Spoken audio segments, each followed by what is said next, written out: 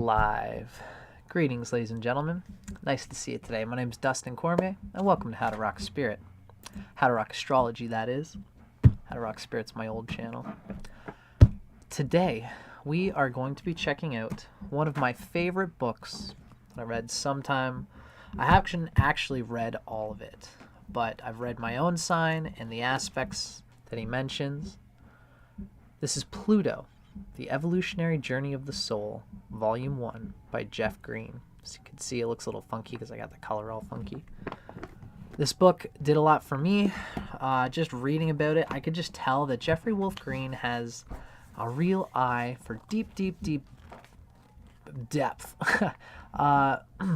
He has this incredible Scorpionic sense of metaphysics, sense of the place of a person's karma and how their karma has to interact with their destiny in this life.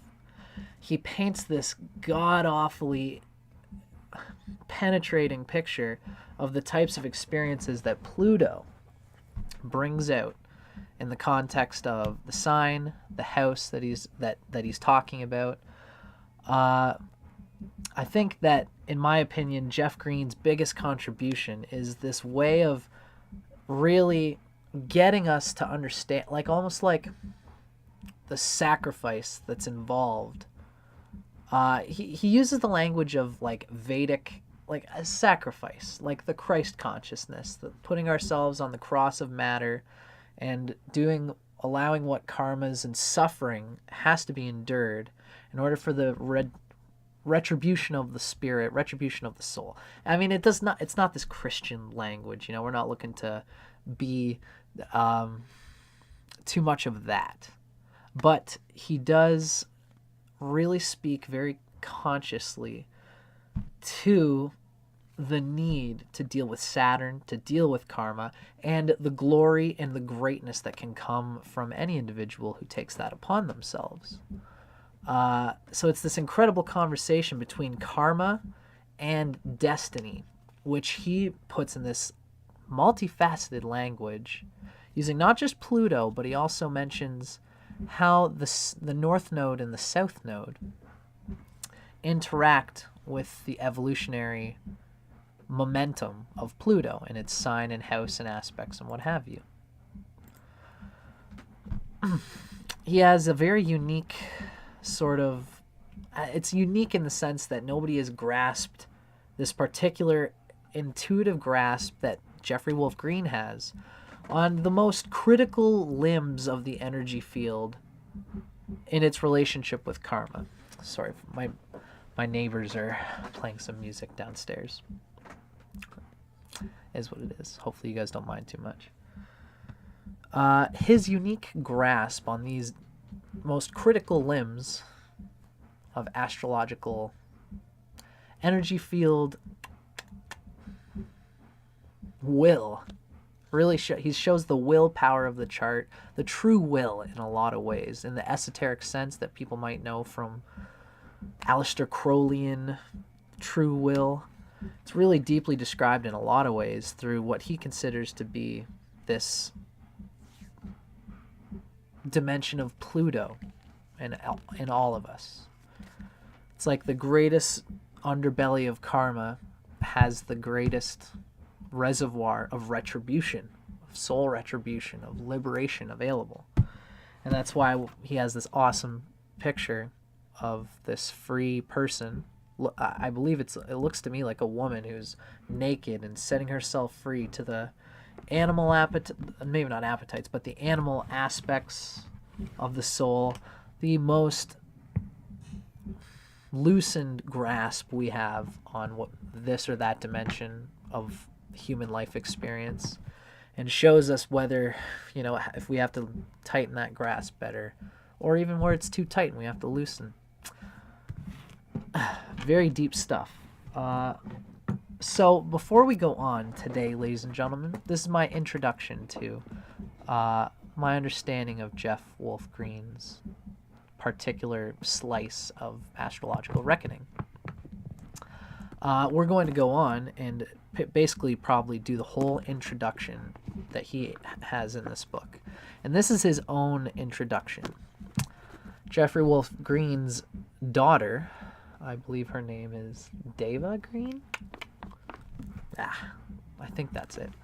Jeffrey Wolf Green's daughter has written a volume, a second counterpart to her understanding of her father's work, and it goes further into the really broad strokes that Jeffrey Wolf Green took in intuiting what he did with his original Pluto, the Evolutionary Journey of the Soul book. So I'd like to just let you guys know that there's like kind of a lineage being birthed with Jeffrey Wolf's thing. And it's just the particular depths that he goes to in his writings, especially the aspects. It's very delicious stuff. He has a very good mind. Now, what I want to do right now is I want to take you guys on a quick little glimpse of my interpretation of Jeffrey Wolf Green's astrology chart. Just because it's always nice to see, in my opinion, it's nice to see the context of the person, the consciousness that you are being educated by. That's why I've got my own little picture here. I'm just going to show you a quick glimpse of my own astrology chart. Hopefully you guys should be able to see this. Yep. Blah. I'm Dustin Cormier. I'm Leo rising, Scorpio sun, Sagittarius moon, and these are my Chinese signs. I have Mercury conjunct the moon in Sagittarius. And I could show you my whole chart, but we're not here to learn about me. I just want to give you a quick little grasp of myself. Now what we're looking at here is... First thing we're going to do is take a glimpse at... I guess now that I don't have my fancy color scheme, I'm just totally shirtless here. I guess we're going to roll with that. The color made that seem less like black.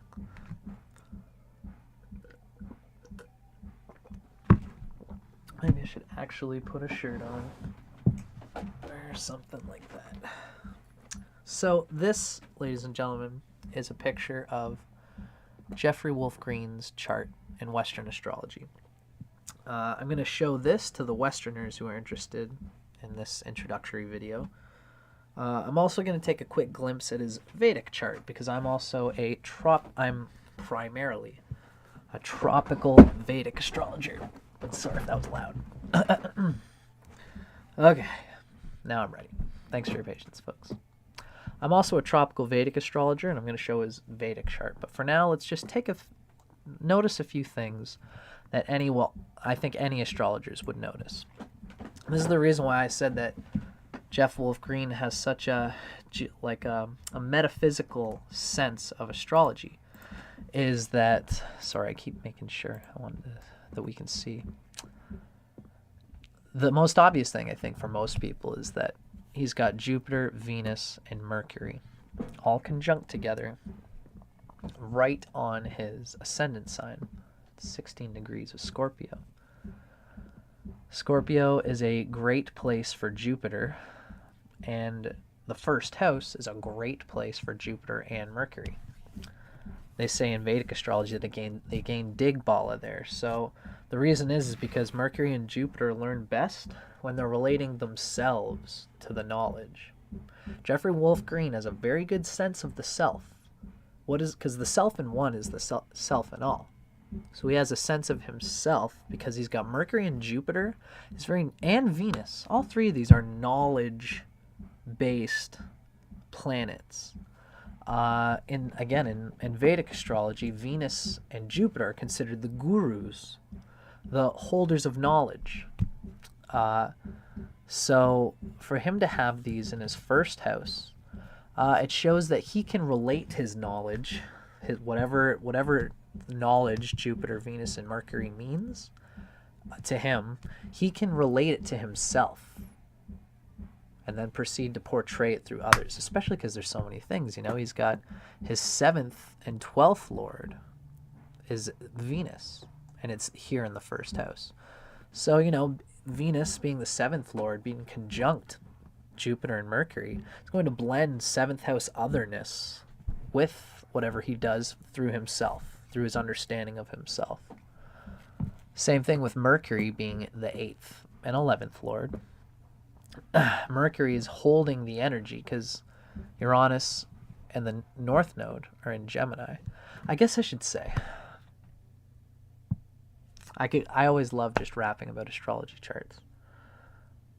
But I should say that my analysis here is not based on the knowledge that the book gives, because I've glimpsed at Jeffrey Wolf Green's particular grasp on how to quantify a chart and its relationships with Pluto and the evolutionary journey of the soul.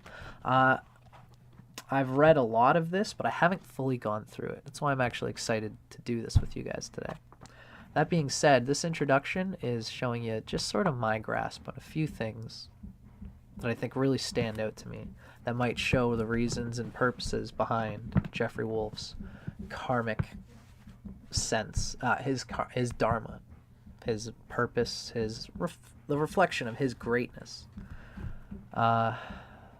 I'm doing it with my own way that I can here. Maybe by the end, maybe we'll do another reading of his chart and see how my knowledge is developed on his method.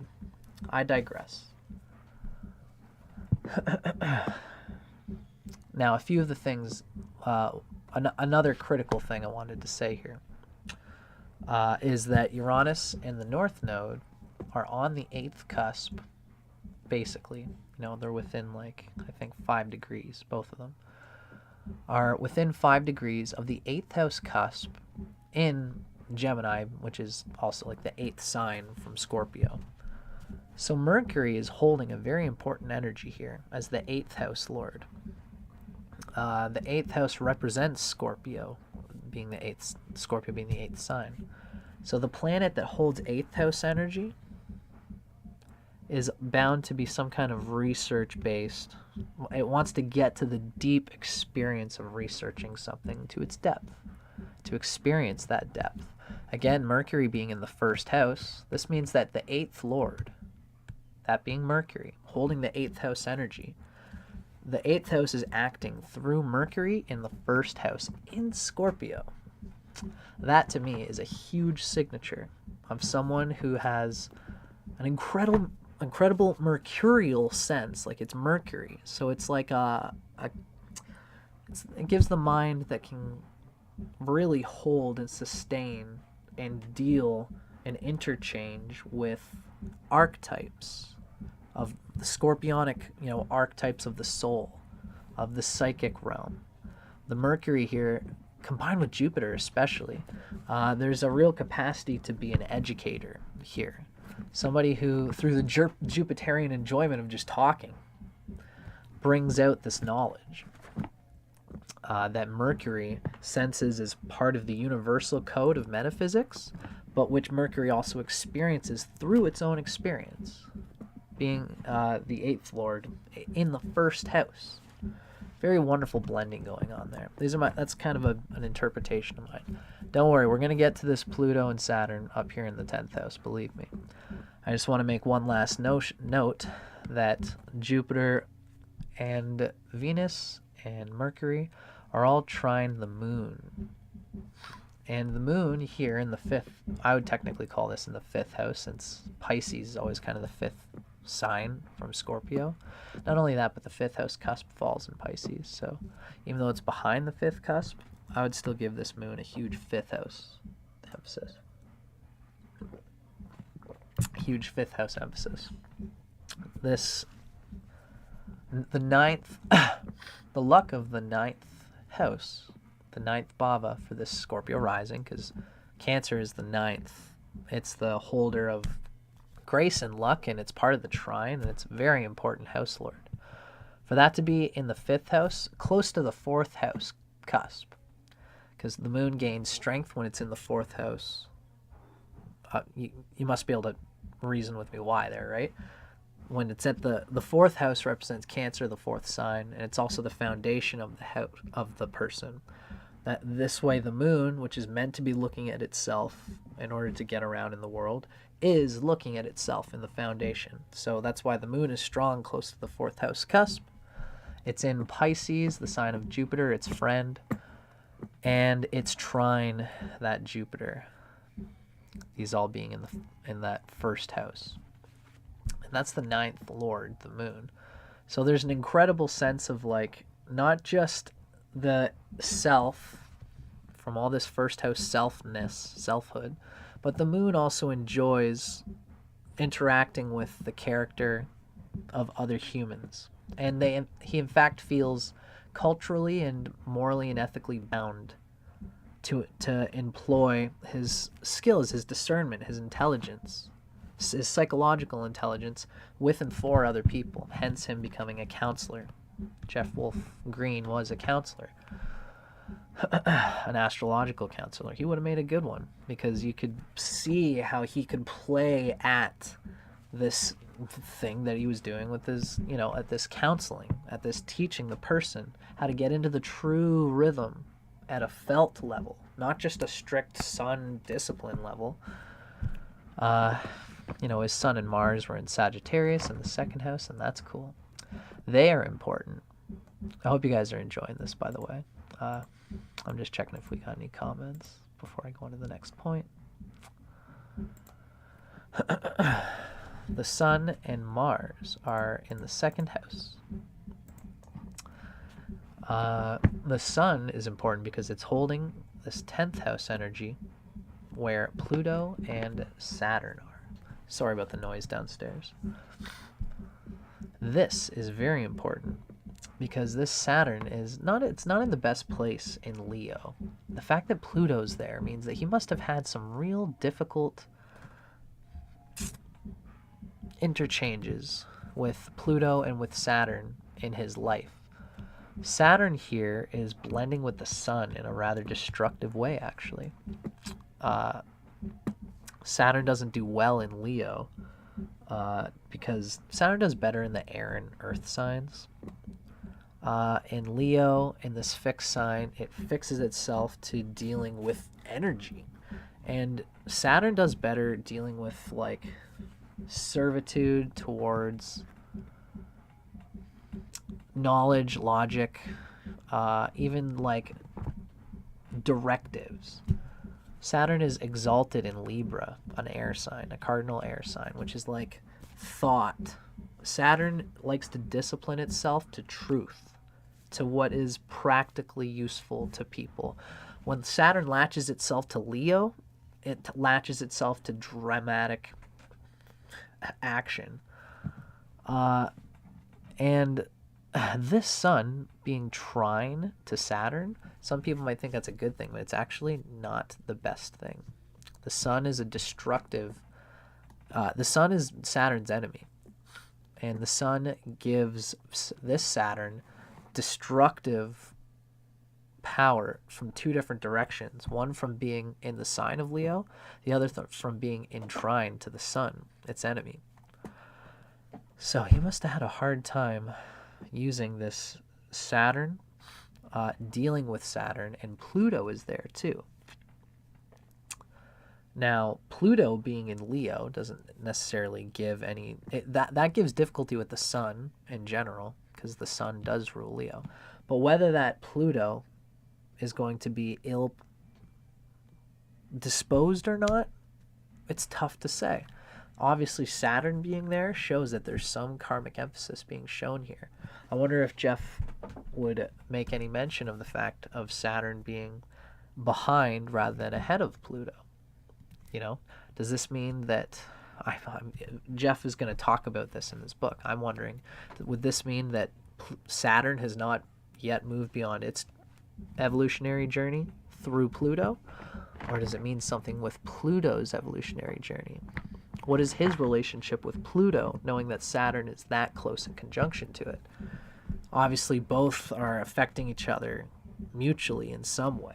So this could go to show that he might have had a very sticky, difficult time dealing with what Pluto is in general. But assuming that his Saturn was relatively well placed, which is not to say that it is. I mean, it's in the 10th house, so he must have been confronted with it. The 10th house, of course, relates always to our constant activity in the world. It's the top of the chart. Whatever is in the top of the chart, you have to deal with publicly through your works. And it's actually a good thing. All planets get well refined when they're in the 10th house in particular. That being said, there's an interesting metaphysical triad with the peak of it at the sextile point being Pluto and Saturn. This Neptune in Libra and Uranus in the North Node in Gemini are in trine with each other. And the peak of it all is this Pluto and Saturn.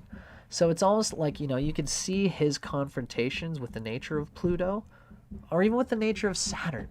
That's the way we could see this, is that his confrontation, 10th house, with the nature of Saturn publicly was involved with Plutonian subcurrents of, if he's going to deal with his own Pluto, it's almost as if he sensed that he had to deal with other people's Plutos and Saturns. He was compelled by a mob boss suckhole of energy to deal with other people, to deal with karma, to deal with being a counselor of the deepest sort, to confront it through them so that he would also be confronting it through himself. Leo, his 10th lord, is also, the sun is in the 2nd house. So it's with Mars, which is the 1st lord. So there's a deep identity and a root of one's financial resources and a desire to actualize a root of oneself. It's the 2nd house, a foundation for oneself. And that would come through the 10th house and through this public confrontation with Pluto, with Saturn, with his confrontations with clients, and eventually his voicing it publicly to other people later on, especially since the 2nd house relates to writing, vocalizing, educating. Yeah, so that's my interpretation of this aspect of his energy. For those Vedically inclined, I guess I should say, hope you guys dug that. As usual for me, whenever I'm doing something like this is a live stream, so if anybody has any other thoughts or wants to make a comment, you can feel free. Now, I just want to say a word to his Vedic astrology before we move on and start actually reading from his book. If you guys are sick of me already, feel free to just go ahead and go forward, and we're actually just going to be reading from his own writings. But for those who might be interested, this is a quick glimpse of Jeffrey Wolf Green in the Vedic chart using the Vedic Kala software.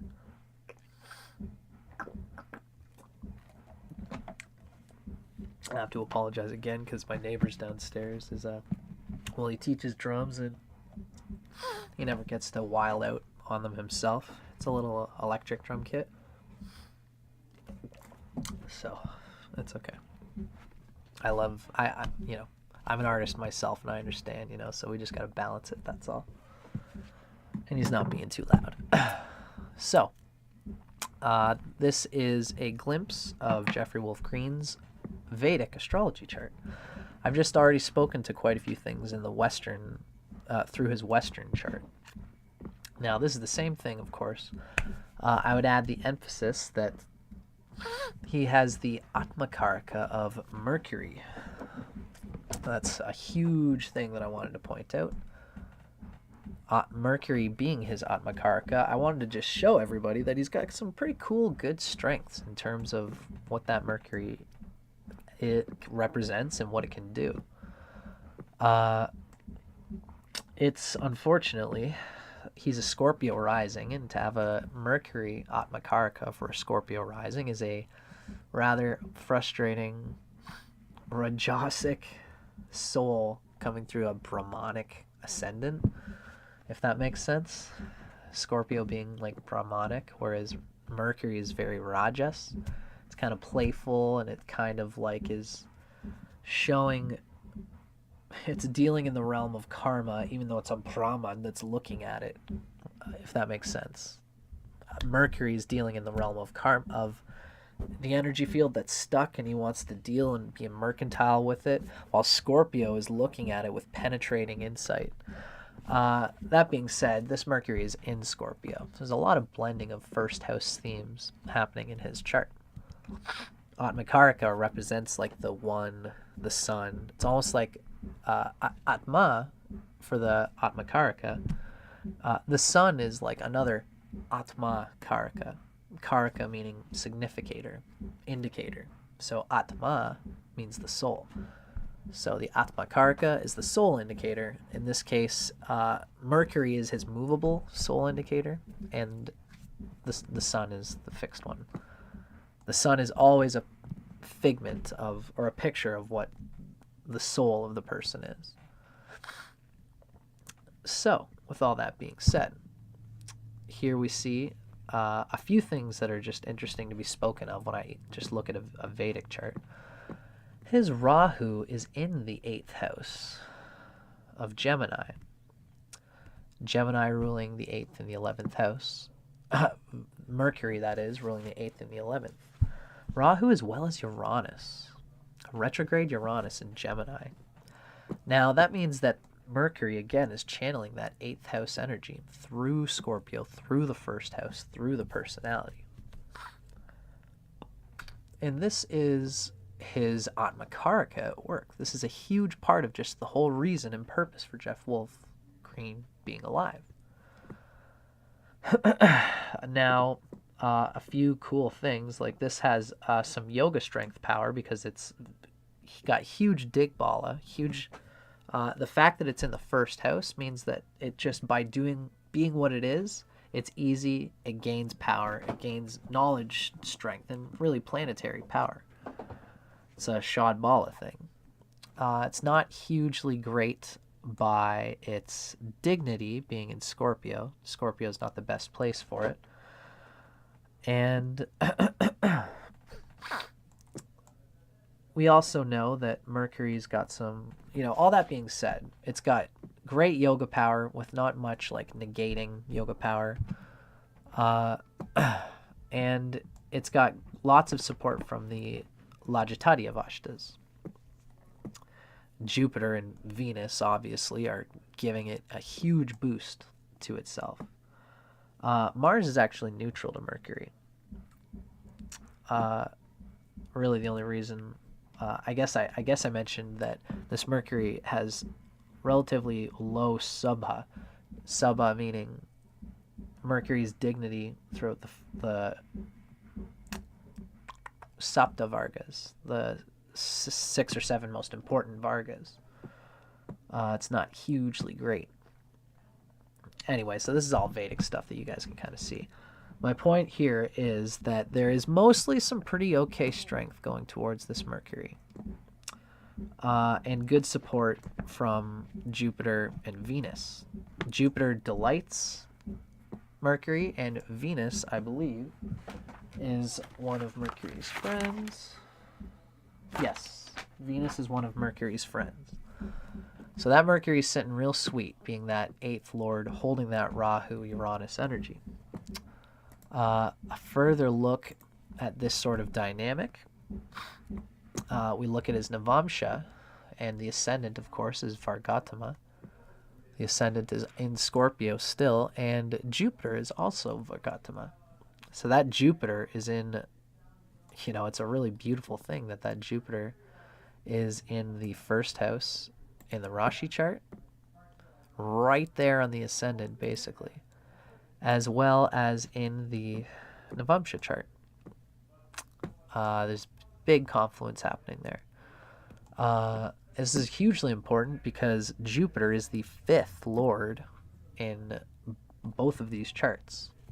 The 5th lord is an important planet, shows great intelligence and like creative craft and the mind going towards the right places with regards to what Jupiter's doing, because it's the 5th lord. It's interesting that Saturn and the Sun are together, dealing with something that we know is a huge theme just from what we talked about before. This is the Navamsha chart, but we've already talked in the Western sense that Saturn and the Sun, Saturn is actually just taking huge hits from the Sun in this chart. It almost just obliterates it, except that the Saturn does have lots of support from basically aspects from these three planets. So Saturn is in this Plutonian struggle to get to deal with what the Sun is, with what Leo means, with what the 10th house is. And in the Navamsha chart, this is further carried out in the 8th house, in Gemini, the house holding the Atmakaraka energy. Saturn and the Sun are both together. Now, this just, this adds more confluence to the fact of the 8th house energy that Jeffgreen is working a lot through, working out a lot of what he does. It's also important to note that Rahu is with the Atmakaraka and Neptune in Capricorn in the Navamsha. So Saturn is carrying really the two of the most important figures in this chart, and Neptune is amplifying all the themes therein. Neptune is already also in trine with the North Node. Neptune is already in trine with the North Node in the Rashi chart. So this goes to show a lot of just the deep kind of parts of the psychology of Jeff Green. I wanted to just give a few pictures of how Venus as that 8th lord, the deep researcher, the energetic karma, transfiguring planet for Scorpio rising, is combining with all these planets in Scorpio, which Scorpio is the natural 8th sign. There's a huge emphasis in Jeffrey Green with regards to all things 8th house. It's no wonder that he had such an emphasis on past life and therefore on all things related to Pluto.